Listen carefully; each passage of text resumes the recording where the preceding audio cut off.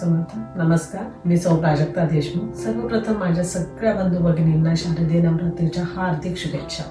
मी ॲग्रीबायोटेक शास्त्रज्ञ असून सध्या मेलबर्न, ऑस्ट्रेलिया येथे ॲग्रीबायोटेक या विषयामध्ये PhD करते आहे. या क्षेत्रात येण्यासाठी मला माझ्या शालेय सरांकडनं खूप प्रोत्साहन मिळालं. सगळ्या जगाचा ओढा जेव्हा इंजिनिअरिंग आणि मेडिकलकडे होता त्यावेळेला मला माझ्या सरांनी या नवीन विषयाबद्दल सांगता नवीन क्षेत्राची माहिती दिली. शेती आणि झाडांविषयीचं विशेष प्रेम हे मला लहानपणापासूनच होतं. त्यामुळे संपूर्ण नवीन असलेल्या क्षेत्राची काहीही माहिती नसताना माझी आजी जी मुख्याध्यापिका होती आणि माझे आई वडील यांनी मला या क्षेत्रात पुढे जाण्यासाठी खूप प्रोत्साहन दिलं. नक्कीच प्रवास खूप खडतर होता.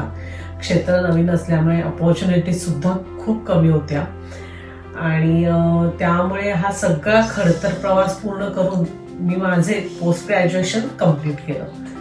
ते पूर्ण केल्यानंतर मला रिसर्चमध्ये काहीतरी काम करायची इच्छा होती. ती पहिल्यापासूनच आवड होती, म्हणून मला त्या प्रकारचा जॉबही मी शोधत होते आणि तशा प्रकारचा स्ट्रगल करूनच मला तसा जॉबही मिळाला.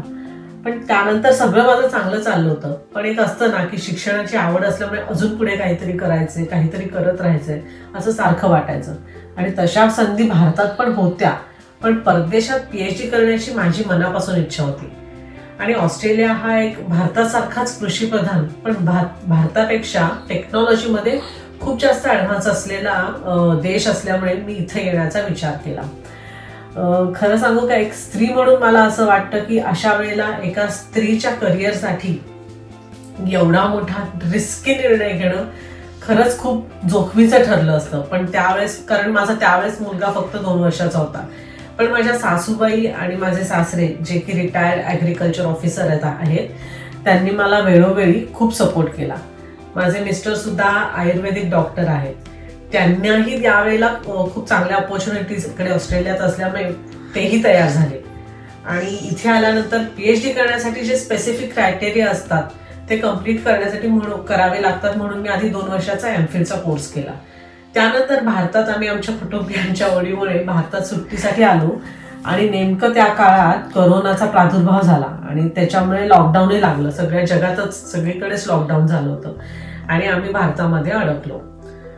आता या सगळ्या प्रवासात आम्हाला स्वामी महाराज आणि आदरणीय गुरुमाऊली यांनी खूप साथ दिली. त्यांनी चांगलं प्रोत्साहनही दिलंय.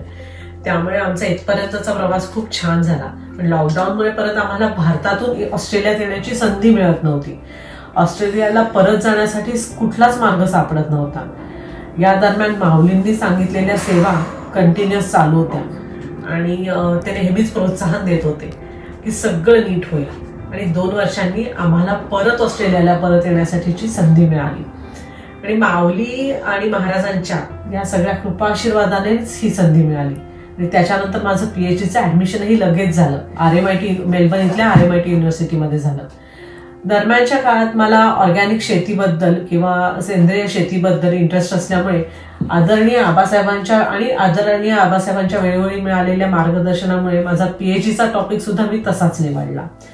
या सगळ्या ऑर्गॅनिक शेतीच्या संदर्भात माझ्या भारतातल्या सगळ्या शेतकरी बंधू भगिनींना मला एकच सांगणं आहे की ऑर्गॅनिक शेती आजच्या काळात खूप महत्वाची आहे. कारण रासायनिक शेतीच्या माध्यमातून उत्पन्न जरी खूप येत असलं तरी त्या रसायनांच्या प्रादुर्भावामुळे आजकाल सगळीकडे खूप आजारपण वाढले. फक्त त्वचा रोग पासून ते कॅन्सर सारख्या दुर्धर आजारांपर्यंत लोक बळी पडायला लागले. फक्त माणसांवरच नाही तर झाडांवर सुद्धा विविध प्रकारचे रोग नवीन यायला लागले. याचं एकमेव कारण म्हणजे रासायनिक शेती आणि त्याच्यावरचा उत्तम उपाय म्हणजे ऑर्गॅनिक शेती. आणि सगळ्यांनीच हा मार्ग स्वतःच्या कुटुंबियांसाठी आणि आपल्या पुढच्या पिढीसाठी अवलंबवावा असं मला मनापासून वाटतं. कळत न कळत का असे ना, आपण आज विष पेरतोय, विष उगवतोय आणि तेच सगळ्या जगाला ते विष देतोय या रसायनांच्या माध्यमातून, या रासायनिक शेतीच्या माध्यमातून. त्यामुळे मला असं वाटतं की हे कुठेतरी थांबलं पाहिजे. आता सगळ्याच शेतकऱ्यांनी जर सेंद्रिय शेतीकडे ओढा दाखवला आणि तसंच सेंद्रिय खतांचा वापर वाढवला तर मातीची जोपासना ही तशीच होईल. आजकाल आपल्या शेजारच्या शेतकरी बांधवाने नक्की काय लावलंय ते बघून आपण तसंच पीक घेतो. कारण काय असतं तर त्याला त्याच्यातून चांगलं उत्पन्न मिळालं, चांगलं प्रोडक्शन मिळालं, पैसाही चांगला मिळाला. पण पण मला काय वाटतं की शेती करण्यासाठीचं जे ध्येय आहे ना, त्याकडे शेतकरी बांधवांनी लक्ष दिलं पाहिजे. बऱ्याचदा शेतकरी बांधव काय करतात, जो शेजारचा करतो तसं करतात, पण त्या पद्धतीचा मोबदला त्यांना काही मिळत नाही. कारण एकच, कारण तुम्हाला तुमची माती, त्यातले घटक काय आहेत हेच मुळात माहीत नसतं. त्यासाठी हे जाणून घेण्यासाठी तुम्ही वेळोवेळी माती परीक्षण करणं गरजेचं आहे.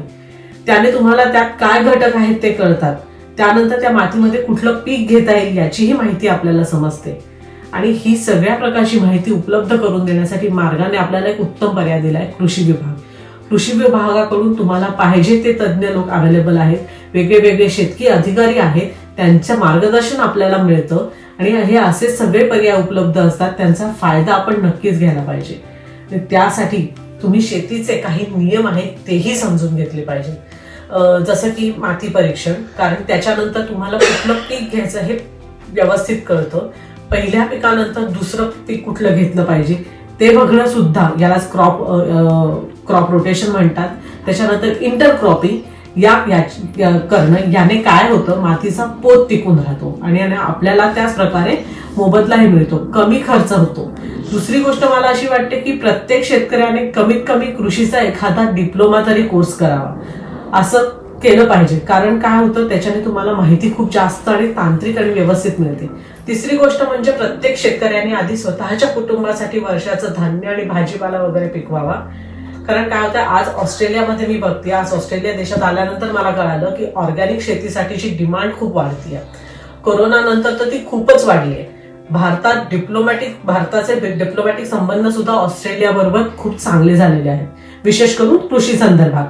त्यामुळे पुढे मागे इथल्या वाढत्या लोकसंख्येला फूड पुरवण्यासाठी भारतात उत्पन्न होणाऱ्या ऑर्गॅनिक शेतीच्या मालाला सुद्धा डिमांड निर्माण होण्याची शक्यता आहे. भारत हा कृषीप्रधान देश आहे आणि त्यामुळे आपली शेती, आपली माती टिकवून ठेवणं हे आपल्याच हातात आहे.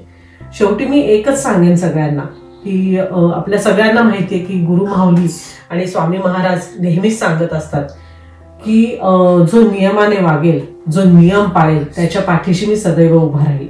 म्हणूनच माझी शेतकरी बांधवांना एक विनंती आहे की प्रत्येकाने नियमाने शेती करावी, तशीच जास्तीत जास्त ऑर्गॅनिक शेती करावी, अशीच माझी कळकळीची विनंती आहे सगळ्यांना. जय हिंद, जय महाराष्ट्र, श्री स्वामी समर्थ.